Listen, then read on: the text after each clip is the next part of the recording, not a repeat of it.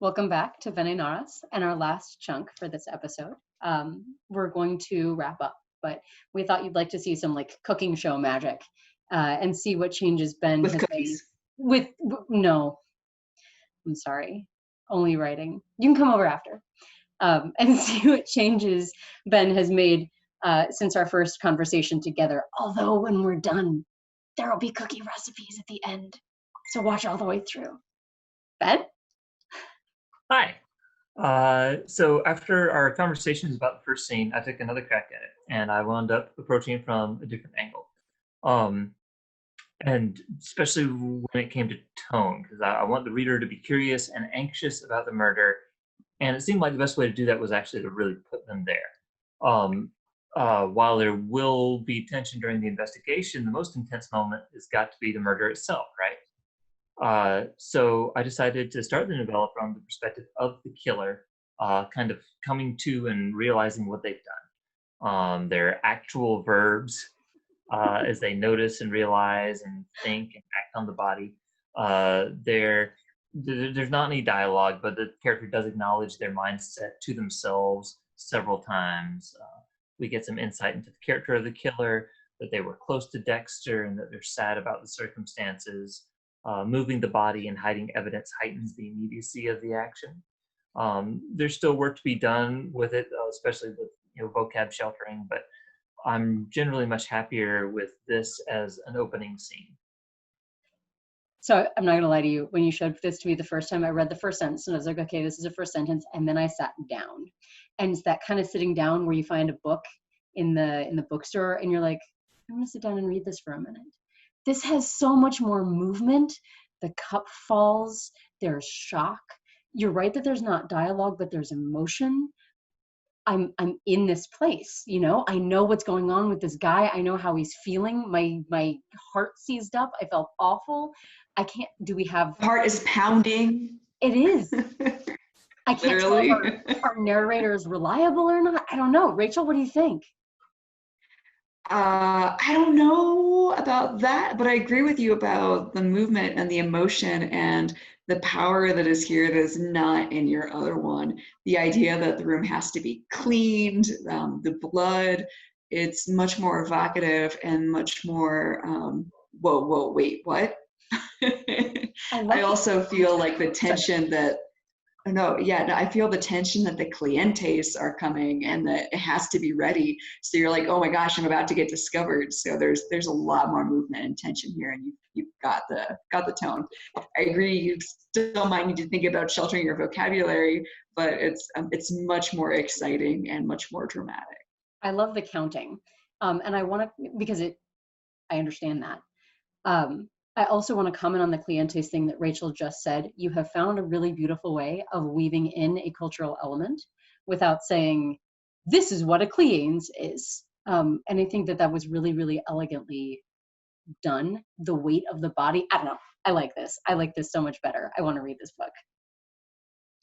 I do too, which means that you have to finish writing it. Correct. We'll get on that then. So that we can publicize it for you.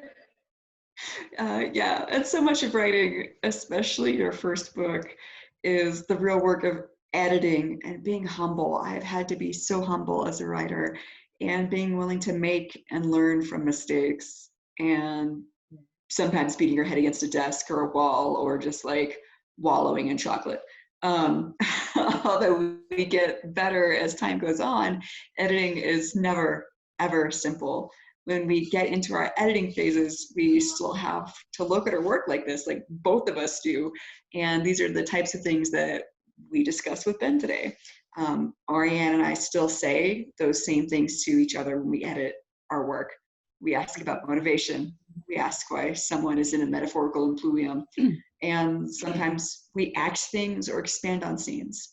Regardless, our works are always better because we've taken the time to revise, and probably wallow in chocolate and beat our heads against something. Eat cookies. I don't know. Revising and editing isn't easy, and it can be really hard to hear the feedback that something you've poured so much effort and free time and creativity and yourself into isn't ready yet. Sometimes by a little bit and sometimes by a lot. And picking up that axe to cut off something that is dragging it down is so hard because you can see the work that you put into it.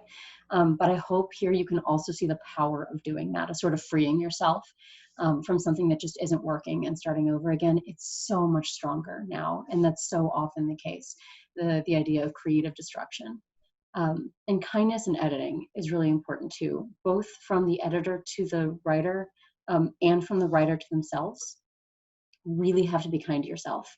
Every one of us just pours our hearts into this. But we still have to look at our work with a critical eye. The editorial comments that we're giving you today and the editorial comments that Rachel and I give each other never ever mean you're a terrible human, don't ever write anything down ever again. They always mean not this is bad, but like you said, this just isn't ready yet. I remember each of our first pieces of work and how rough the editing process was and how tricky it was to revise. The first one is always the roughest. It always has the sharpest learning curve. It is shorter In everything. In everything. And the editing process never gets easy. It gets easier. It gets shorter. We can often knock it out in a couple of weeks if we put our noses to the grindstone. But I had 5 versions of my National Latin Novel Writing Month project. I didn't fully start over all 5 times, but the first version that I wrote, as much as I loved it, didn't tell the whole story. And sometimes, as kiddos say, it be like that. So you got to show yourself some love and remember that there's talent and skill there. It do be like that. It do. I'm learning that teaching and writing effectively are related, but very different skill sets. There are ways I would teach something that don't translate to storytelling. So seeing the different goals of both fields is really helping me refine my writing. Yes, different skills. They're related in many ways, but it's a hard skill to write a compelling story and to do it in another language. And I want to thank you so much for being willing to go through this with us today and letting us use it to help other people look critically at their own works. And hopefully you still kind of like your wife, kind of important. I'm still fond of her, and she's certainly done very similar things to my own work, and it's helped me grow so much as a writer. She's my favorite person, and I love her still and always. Not because of cookies. They're good cookies. Thank you guys both for being honest and so helpful to me. You're more than welcome. Thanks for being really brave and doing this. It takes a lot of strength to subject your work to criticism, and more so to do it publicly to help other people. So lots of props to you for that. Lots of props. Yeah, and for not giving up afterwards, for sitting back down and saying, all right, let's get the pen back out. I'm so excited for this book to be finished. Challenge accepted. Yeah, right. I want this book out there. I love you too.